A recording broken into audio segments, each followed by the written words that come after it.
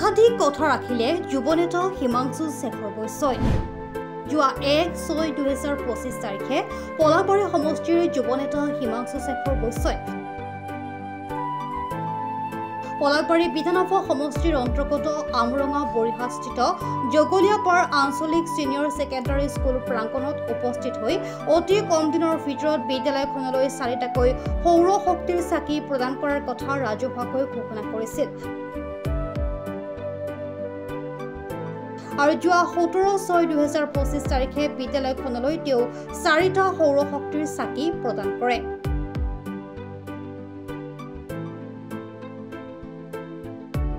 প্ৰথমে মই আমাৰ জগলীয়াপাৰ মহাবিদ্যালয়ৰ তৰফৰ পৰা কৰ্তৃপক্ষৰ লগতে সমূহ পৰিয়ালে জগলীয়াপাৰ পৰিয়ালে আমি ভাৰতীয় জনতা পাৰ্টীৰ অসম ৰাজ্যিক কমিটিৰ কাৰ্যনিৰ্বাহক সদস্য তথা অসম অলিম্পিক সন্থাৰ সহকাৰী সম্পাদক যুৱনেতা হিমাংশু শেখৰ বৈশ্যলৈ আমি আমাৰ কলেজ পৰিয়ালৰ ফালৰ পৰা আন্তৰিক ধন্যবাদ আৰু অভিনন্দন জ্ঞাপন কৰিছোঁ। ধন্যবাদ জ্ঞাপন কৰিছোঁ এই কাৰণেই যে তেখেতে আমাৰ এই কলেজ কৰ্তৃপক্ষৰ লগত কলেজ পৰিয়ালৰ লগত ওতঃপ্ৰোতভাৱে যোৱা 1 তাৰিখৰ পৰা জড়িত হৈ পৰিল। আগতে তেখেত আছিল, বৰ্তমান তেখেত আমাৰ পঞ্চায়তৰ আমাৰ এই কলেজ এলেকাৰ স্থানীয় বাসিন্দা হিচাপে যোৱা 1 তাৰিখে ৰাজহুৱা সভাৰ পৰা তেখেতে আমাৰ কলেজ কৰ্তৃপক্ষৰ লগত ওতঃপ্ৰোতভাৱে জড়িত হৈ পৰিল। আৰু কলেজখনৰ এই জৰাজীৰ্ণ অৱস্থাটো তেখেতে খুব সুন্দৰভাৱে হৃদয়ংগম কৰি এইখনক কেনেকৈ উচ্চ পৰ্যায়লৈ অলপ পোহৰমুখী যাত্ৰালৈ নিব পাৰে তাৰে প্ৰতিশ্ৰুতি হিচাপে তেখেতে ৰাজহুৱা মিডিয়াত কথা দিলে যে প্ৰথম অৱস্থাত পোনপ্ৰথমতে মই একো কৰিব নোৱাৰিলেও এটা পৰিৱেশটো উন্নত কৰাৰ কাৰণে এটা পোহৰমুখী যাত্ৰা যাতে আমি আৰম্ভ কৰিব পাৰোঁ তাৰ কাৰণে তেখেতে আমাৰ চাৰিওফালে এটা পোহৰৰ ব্যৱস্থা কৰি 4টা চলাৰ লাইটৰ ব্যৱস্থা কৰিম বুলি আমাক প্ৰতিশ্ৰুতি দিলে। আৰু ঠিক তেখেতে কৈছিল যে 15 দিনৰ ভিতৰত মই কৰি দিম। 1 তাৰিখে আমাৰ মিটিং হৈছিল যে 15 দিনৰ ভিতৰত মই কৰি দিম, আৰু ঠিক 15 দিনৰ ভিতৰত তেখেতে আমাৰ কলেজৰ চাৰিওফালে 4টা চলাৰ লাইটৰ ব্যৱস্থা কৰি দিলে।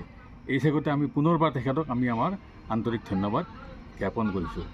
তেখেতে আমাৰ কলেজখনৰ উন্নতিকল্পে আমাৰ লগত এতিয়াৰ পৰা খুব সুন্দৰভাৱে যোগাযোগ অব্যাহত ৰাখিছে আৰু কলেজখনক কেনেকৈ আগুৱাই নিব পাৰোঁ তাৰ কাৰণে তেখেতে আমাৰ লগত খুব ধুনীয়াকৈ সহযোগ কৰি আছে। আমি কিছুদিনৰ পৰা অনুভৱ কৰি আছোঁ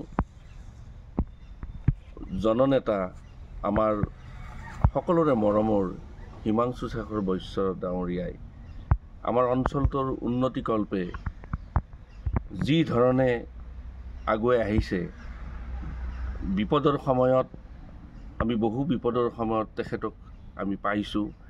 গতিকে এটা মনত তেখেতক লৈ সাহস জাগিছে। ভৱিষ্যতে আকৌ আমাৰ অঞ্চলটোৰ সমষ্টিবাসীক উন্নতিৰ জখলাত আগুৱাই নিয়াৰ কাৰণে তেখেতৰ যি মানসিকতা আমি দেখি আছোঁ, আমি সঁচাকৈয়ে এই যাত্ৰাত মুগ্ধ হৈছোঁ। আৰু পৰৱৰ্তী সময়তো আমাৰ এই কলেজখনক লৈ আমি আশাবাদী তেখেতৰ নেতৃত্বত এটা চানেকি থাকি যাওক জগলীয়াপাৰ কলেজৰ, কিয়নো ভাল কাম আৰু ভাল চিন্তাহে মানুহক এটা স্থায়িত্ব দিব পাৰে। নেতা আহে নেতা যায়, কিন্তু কাৰোবাৰ কাৰণেহে স্থায়িত্ব থাকি যায়, কিছুমান বতাহত উৰি যায়। এইখিনিয়ে ক'লোঁ, ধন্যবাদ। ডাঙৰীয়ালৈ আমি ধন্যবাদ জ্ঞাপন কৰিছোঁ, কাৰণ তেখেতে যি হিচাপে কথা দিছিলে সেই হিচাপে আমাক সৌৰশক্তি চালিত লাইট কেইটামান প্ৰদান কৰিছে আৰু পৰিৱেশটো উন্নত কৰি তুলিছে। আৰু চাৰিওপিনে পোহৰ দেখিছোঁ। এতিয়া হয়তোবা তেখেতে আকৌ ভাল পদক্ষেপ ল'ব বুলি আমি আশাবাদী।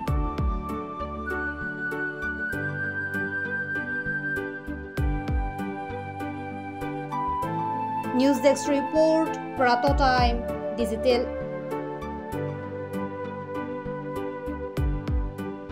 অসমৰ সংবাদ জগতখনৰ বাবে এক সুখৰ খবৰ।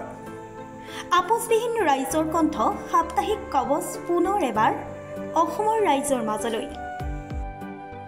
স্বত্বাধিকাৰী প্ৰণীতা কলিতাৰ দ্বাৰা প্ৰকাশিত আৰু আপোচবিহীন একাংশ নপুৰণি অভিজ্ঞতাপুষ্ট সাংবাদিকৰ দ্বাৰা প্ৰচাৰিত তথা eco printing press Guwahati Katabari গড়চুকত মুদ্ৰিত সাপ্তাহিক কবচ এতিয়া অসমৰ বিভিন্ন প্ৰান্তত উপলব্ধ।